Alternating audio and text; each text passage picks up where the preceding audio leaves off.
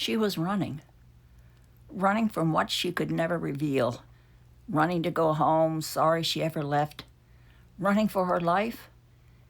We'll never know because the authorities picked her up before her end game could unfold, if she ever had one. She must have decided her escape route would be the back roads of Oldham, a small town north of Lexington in Kentucky. Safer, or maybe a better way home.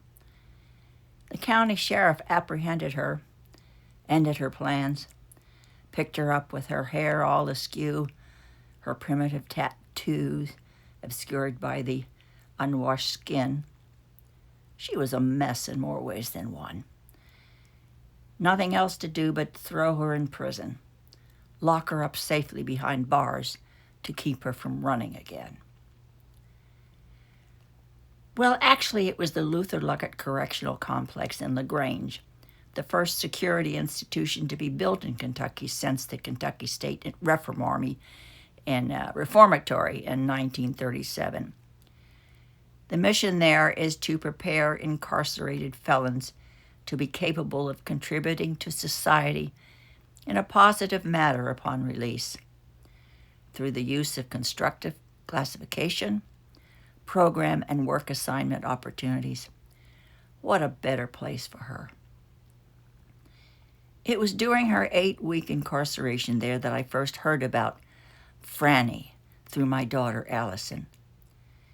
She's always been active in rescuing those in need, and when she met Franny, she immediately realized that her mother and Franny would be able to help one another, kindred souls, so to speak. Franny was a Lhasa Apso. Franny was in Cape Canine at the Correctional Complex, a joint venture between the Humane Society Animal Control and Dr. Philip High LaGrange Animal Hospital. The program has 14 inmates and 12 dogs, 12 trainers, 1 clerk, and 1 janitor to take care of the messes. The inmates are responsible for the dogs 24 hours a day, 7 days a week. Franny was assigned to one of those inmate handlers. During the course of this program, the dogs are trained in basic obedience commands so that they will be more adoption-friendly. Each dog must pass the AKC Canine Good Citizens Test. I was on pins and needles during Franny's jail time. I was accepted as her adopted mother, so that hurdle was jumped, but would she pass her test and graduate? With my 3 children, none of whom, thank heavens, have ever been in jail, thankfully, I had already been there and done that, so I was not too keen at my over 50 age on going through some more time of raising a toddler. I was in love with my new little girl and saw her pictures and did not want to be heartbroken if she had to stay longer or, in some cases, not graduate at all.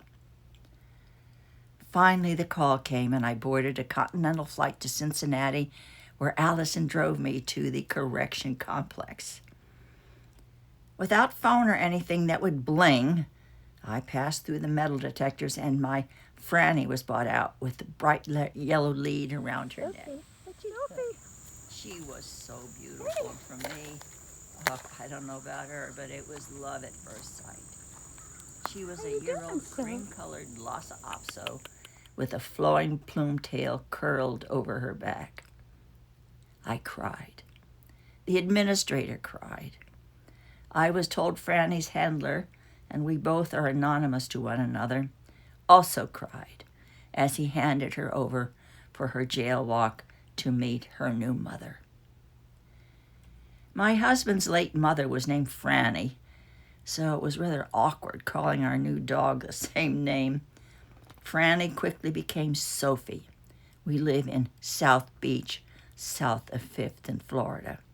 Well, actually, she was a wonderful part of our family for 16 years. Each Christmas after I got Sophie, she sent a card to the folks at the Oldham County Prison and with a frequent request to please hand it over to her handler. And every time she curls next to me and looks up at me with that sweet face, I am so glad she got in trouble and wound up in prison. Sometimes prison can be a good thing under certain circumstances. Incarceration in her case gave both of us a second chance for a new and better life. My husband and I had been mourning the death of the months prior to finding Sophie of our 6-year-old Harley Shih Tzu. Well, this happened a long time ago, it seems now, but Sophie lived to be 16 years old, and every day of my life she gave me joy and comfort. And it was with great heartbreak that I was with her at her last moments of life 3 years ago. It was summer. It was hot. It was Friday night in 1953. My friends and I boarded the local bus downtown to our local YMCA and scampered down the outside stairs to the basement of Swing Haven. It was the place to be on Saturday night. The rainbow-lit jukebox would be blaring and swinging with Dean Martin, Perry Como, Les Paul and Mary Ford, Eddie Fisher, Hank Williams. We could count on it. Our teenage hearts were pounding with excitement as we entered the darkened abyss. Duck-tailed boys on one side and poodle skirts and ponytails on the other. The biggest worry for us girls was that we would be left standing alone and not get picked to dance. In those days, girls did not ask the guys to dance. It was up to them. Basically, what I'm trying to say is that, other than being rejected by the opposite sex, we had so few fears in those days. We rode the bus late, alone at night, walked home on dimly lit streets, and came home to unlocked doors, no cell phones or alarms. My parents never worried that I would be anything but safe in Steubenville in 1953. At the same time, a world away in Berlin, my pen pal Ursula was listening to an entirely different life and leading an entirely different life. Remember in an earlier podcast I talked about my pen pal Ursula that I exchanged letters with way back in 1953? Well, on July 1st, 1953, Ursula wrote this letter to me. Dear Sandra, Berlin, 7th of July, 1953. I have the letter from June 18th, not can send to you. Here in the Soviet sector from Berlin had a big demonstration of all people here. I send now the letter from West sector, the American sector. I hope very that you now become it. Excuse me that it so long time continues. Please write me directly. Herewith I wait. The post goes. The next letter send me please to my aunt in the West sector of Berlin.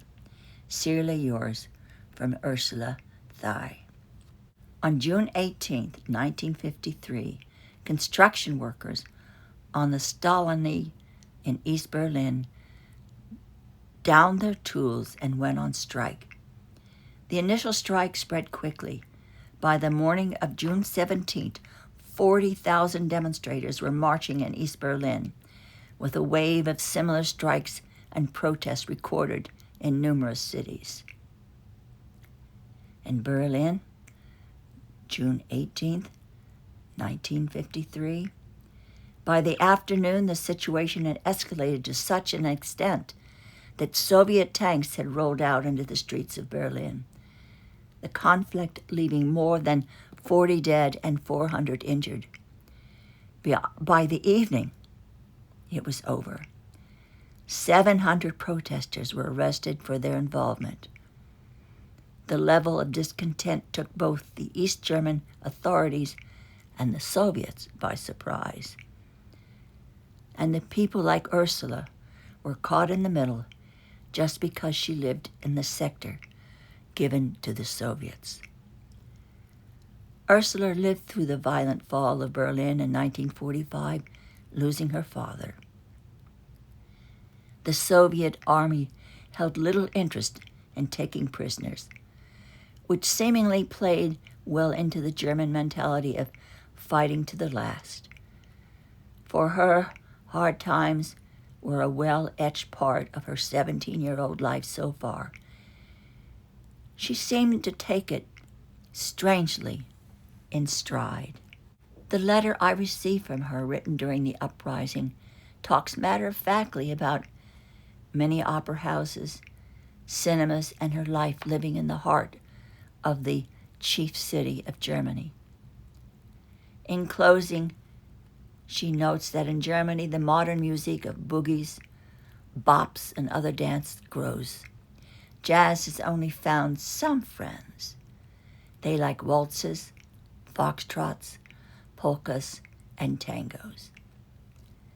Little did we both know, way back when, that the world in time would become smaller and smaller with an internet click melding each civilization and one another. My Aunt Thelma's heart is still ticking after all these years. It was 1945. I was 6 years old. I was close to death. Snow was so high that year, and I remember that. I also remember that my older brother, a friend, chasing me down the snow and putting snowballs down my back. What did I know? I stayed out in our backyard with my brother for hours, enjoying the snow and freezing temperatures in wet clothes. They say you can't get sick by getting cold and wet, but I did. I had influenza and double pneumonia at the same time. My fever spiked to 108, and in the miraculous days when doctors made house calls, I had 2 doctors sitting by my side through the night for 2 days.